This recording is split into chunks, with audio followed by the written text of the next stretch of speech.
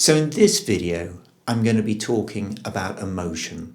And I'm going to take a look at 8 fundamental mood states, 8 basic emotions, and show you different ways in which you can describe them in order to help you enrich your use of the English language. But before I get onto that, I'm going to talk for a little bit about our emotional lives on the internet. Now, everything that I'm about to say is in the description box below, so if you either want to follow along or check out any vocabulary, it's all there. Now, this is YouTube, so I'm going to ask you to hit the subscribe button there. That would be great. But now, let's just get into it.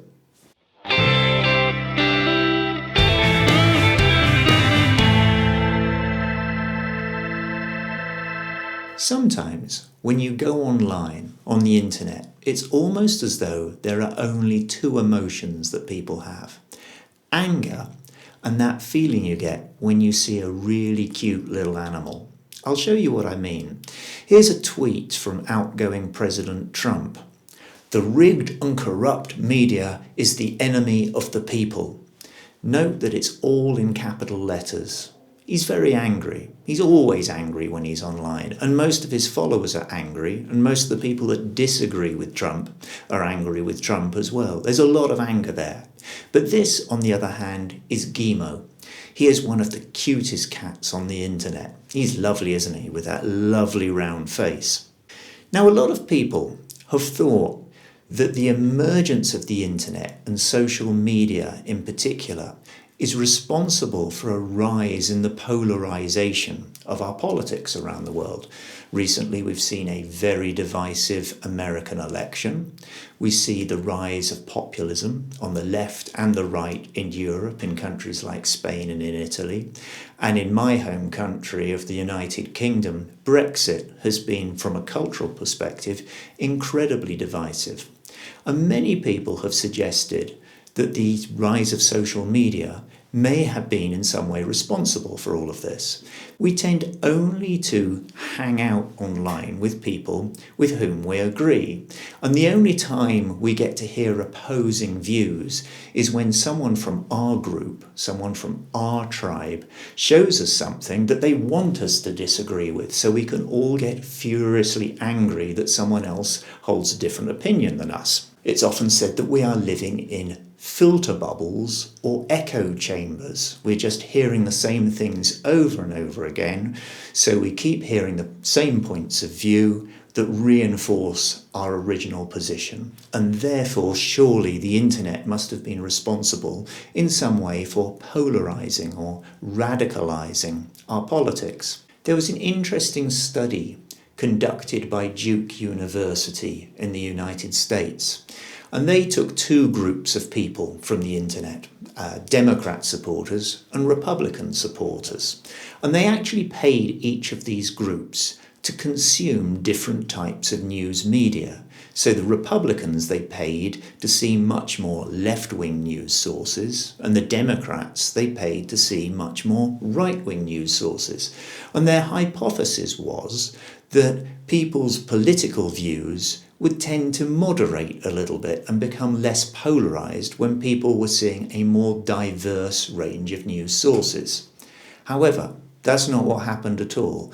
In the case of the Democrats, absolutely nothing happened. And in the case of the Republicans, by seeing some more left-wing news sources, their opinions shifted a bit further to the right. So in a sense, it was completely counterproductive.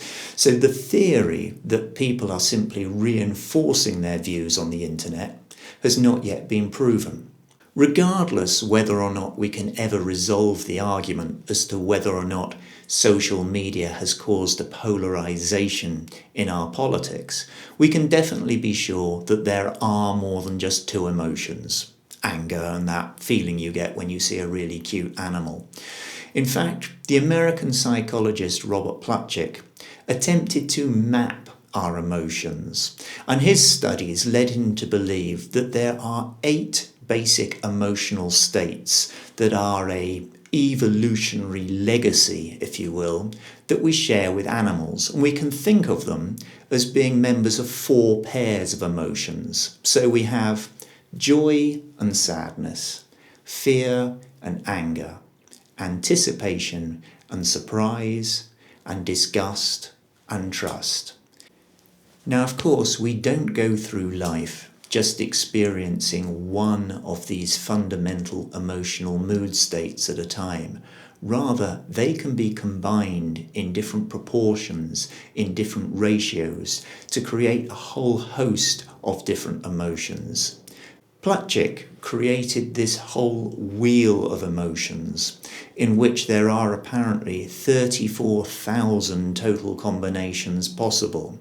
But what the wheel of emotions allows us to do is to look at emotional states in relation to each other.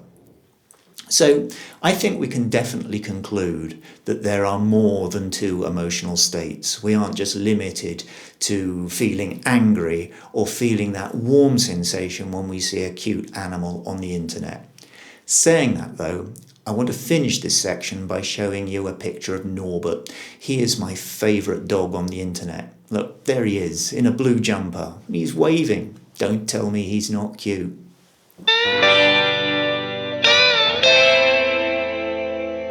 So now I'm going to show you a number of different ways in which you can describe those 8 fundamental mood states that form the wheel of emotion. And I'm going to show you how you can do that with different levels of intensity. I'm going to start with joy. So with joy, we've got some different options here. We've got delighted, elated, ecstatic, and in 7th heaven. And as we go down that chart, we're getting more intense at every level. So how might we use these? Well, I could say that I was delighted to see an old friend that I hadn't seen for some time. I was delighted to see him. Now, a new mother who's just given birth might say that she was elated to have given birth because it really was a life-changing experience. On the other hand, someone who's just passed an exam that is really important to them might describe themselves as being ecstatic. I'm ecstatic that I've passed this exam.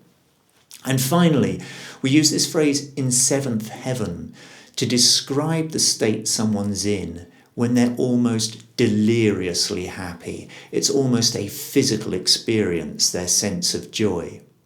Now, on the opposite side of the wheel from joy, we have sadness. So here we have melancholic, depressed, despairing, broken-hearted, and grief-stricken.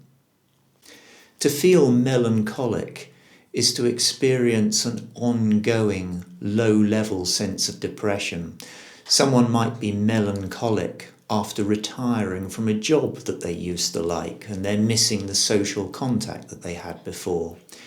Now, more acute, more intense forms of sadness would be to be depressed or despairing. Maybe someone who's lost their job or who has money worries would be depressed or despairing.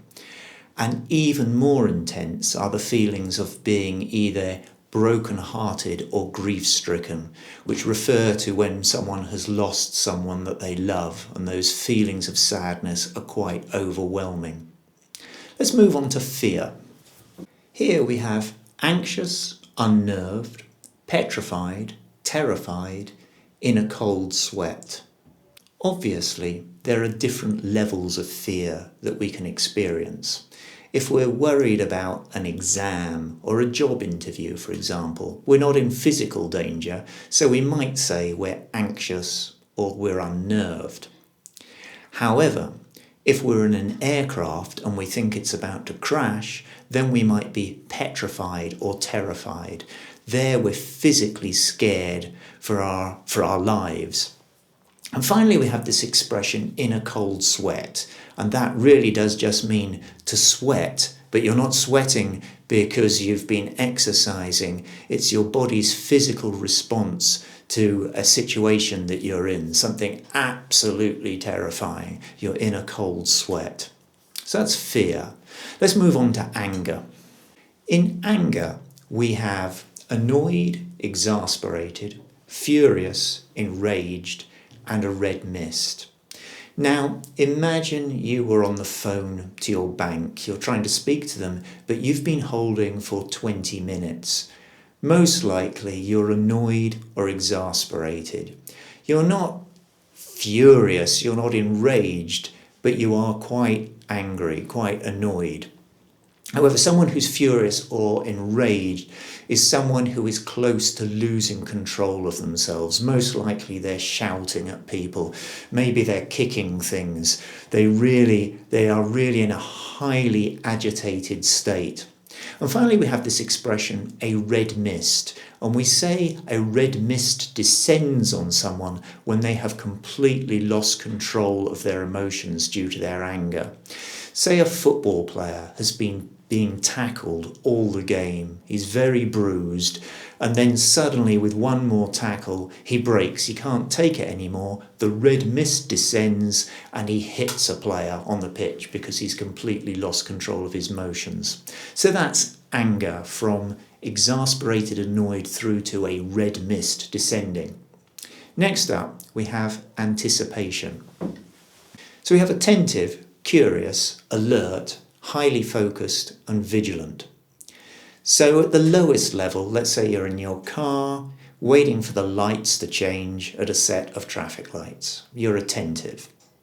But then someone who's about to do something new for the first time in their life, they might be curious or alert. Let's say they're about to swim with dolphins for the first time. They'd be curious and alert in that situation.